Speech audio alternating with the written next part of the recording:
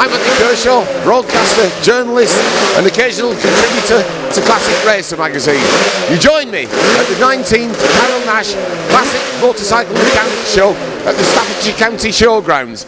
The first time I ever came here was in the summer of 1980 to see, in that same exhibition hall, Bob Marley and the Wailers.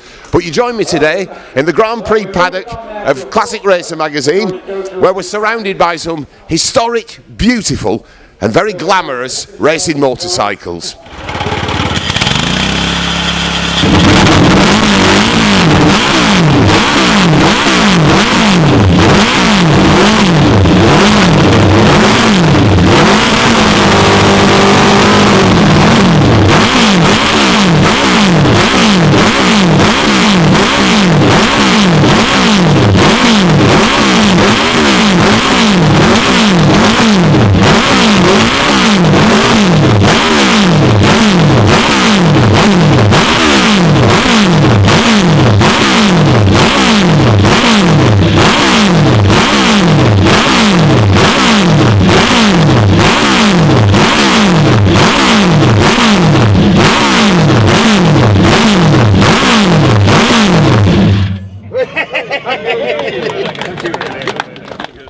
Dave Bedlington, the owner of this fabulous, glamorous 500cc MV4. Thank you very much for that. That was a huge thrill. You're more than welcome. You didn't over-rev it, I hope. I only took it to about 8,000. Now, in its racing days, what would this have redlined at? 14,000. 14? Yeah. My generally. God. 14,000, but in cases of dire emergency, I'm quite sure it's taken a little bit higher. Right. Not for often, though. I have a suspicion I saw this bike raced by Phil Reed at Scarborough at the September International 1975. Do you think this was That's the quite same correct. machine? This is the same machine, Well, yes. Tell us a bit of the history of this one then. Well, this, when MV Agusta, when Count Agusta died, Yeah.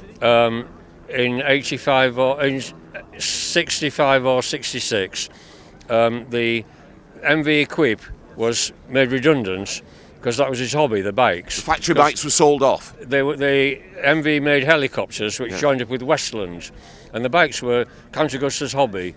And Count Agusta, when he died, all the bikes were put into undercover, and they were sold eventually.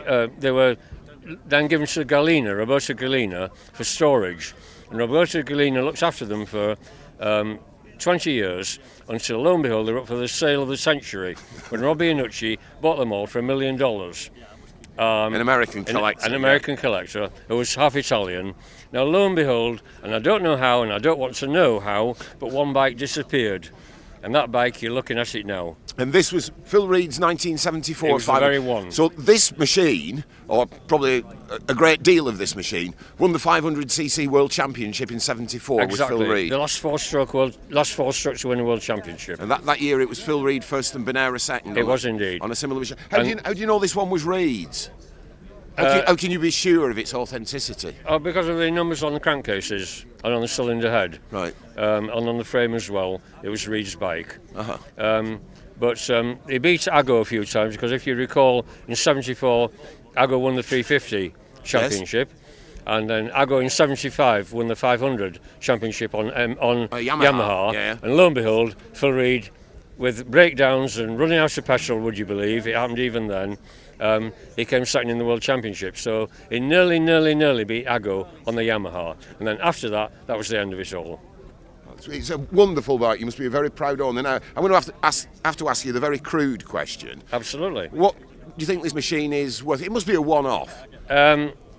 Yes, I agree. I haven't seen any more MVs, not replicas, that is. A genuine MV, I've not seen many for sale. Because this is genuine, this is not a replica. A genuine one, yes.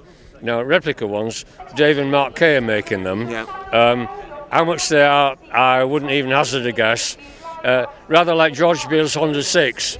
They're not genuine bikes. No. I don't disparage them or take anything away from them, But this one's got heritage and history and provenance. Yeah. It was ridden by a world champion at the time, Phil Reed. And it won the world championship. Absolutely. So it's priceless, is what you're saying. Well, I would hope so, yes. Right.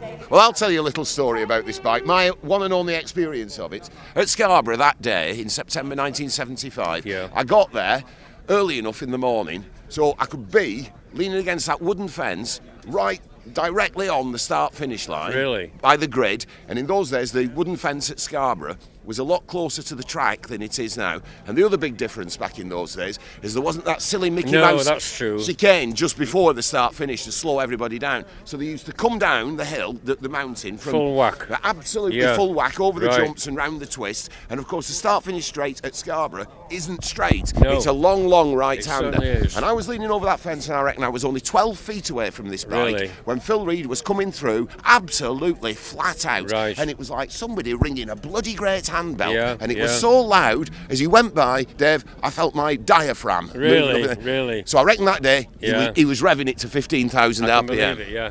When you were running my bike, when you had the hand on the throttle a few minutes ago, my diaphragm was going up and down as well. Yeah, but I know you looked after the revs.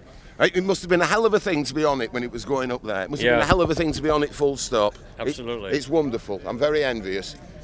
You're Good more luck than to you. welcome. Well, what I suggest is that sometime in the future, when we're not too much older, Yes. we meet up at Cadwell and I'll let you have a practice day. Hey. Now that's in public. How about that? Dave, I'm going to faint. You're more than welcome. I'll get it out the way now before you let me on the bike. Thank you very much. All right, no problem.